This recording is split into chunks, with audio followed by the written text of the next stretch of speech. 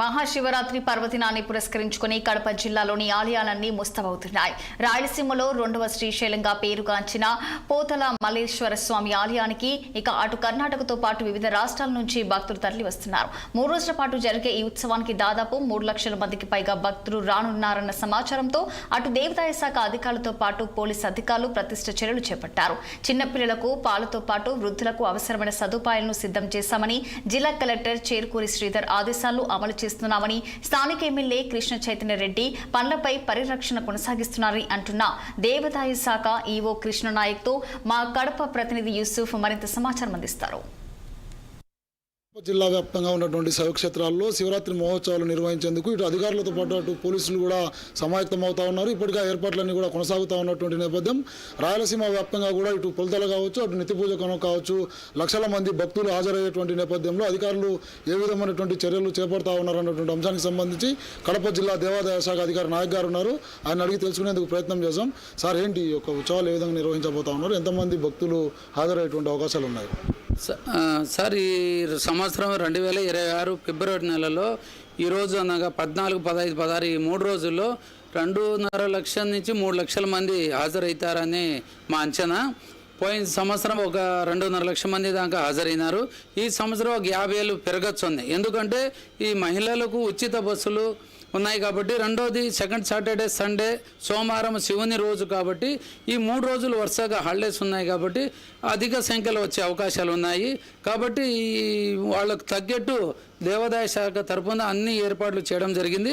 దాంతోపాటు కమలాపురం నియోజకవర్గం ఎమ్మెల్యే గారు కృష్ణ చైతన్య రెడ్డి, నరసింహారెడ్డి సార్ గారు, జిల్లా కలెక్టర్ గారి ముగ్గురి ఆదేశాల మేరకు ఒక నెల రోజుల నుంచి నేను చైర్మన్ అందరం రాత్రి అనగా పొగులనగా వాళ్ళకి చేయాల్సిన ఏర్పాట్లన్నీ నెల నుంచి వాళ్ళకు అన్ని ఏర్పాటు చేస్తున్నాము.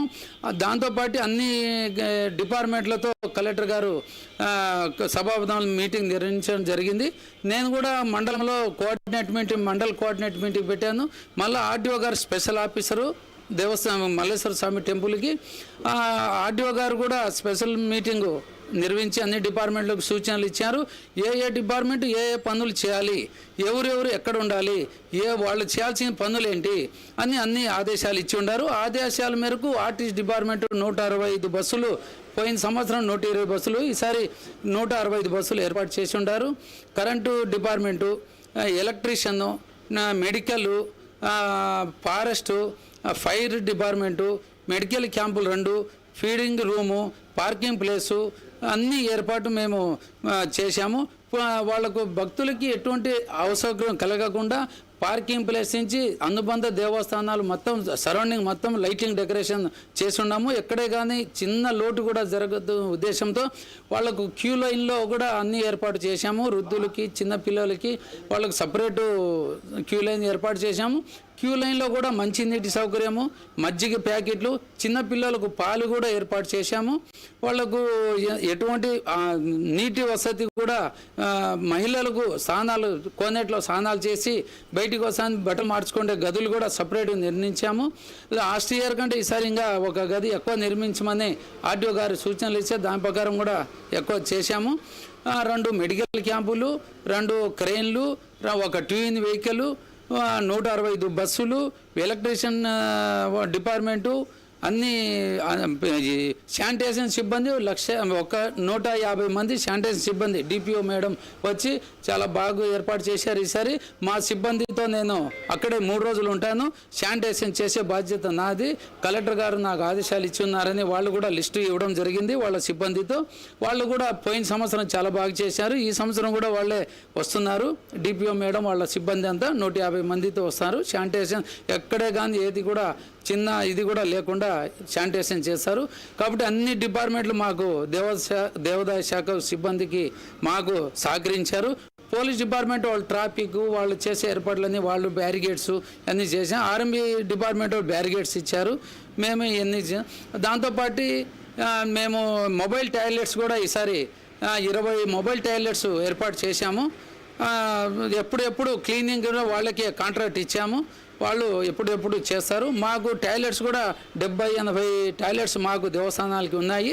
మళ్ళీ 20 టాయిలెట్స్ మొబైల్ టాయిలెట్ తెప్పించాము.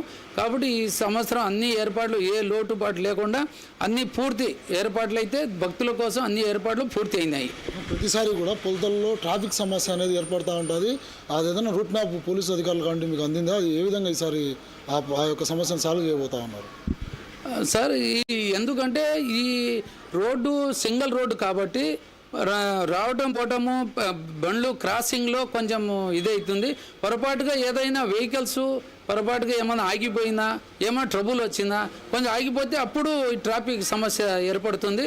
కాబట్టి మేము ఈసారి ఈ సంవత్సరము వాళ్ళు ట్రాఫిక్ లాస్ట్ ఇయర్ కూడా బాగానే చేశారు. ఈ సంవత్సరం కూడా పోలీసు వాళ్ళు ఉండి దగ్గర ఉండి ట్రాఫిక్ మాత్రము ప్రతి సంవత్సరం ట్రాఫిక్ సమస్య వస్తుంది. నెక్స్ట్ సంవత్సరం వచ్చే సంవత్సరానికి మా ఒక ప్లాన్ వేసుకొని ఉన్నాము. మా ఎమ్మెల్యే గారి దృష్టికి తీసిపోయినాము, కలెక్టర్ గారి దృష్టికి కూడా తీసిపోయినాము.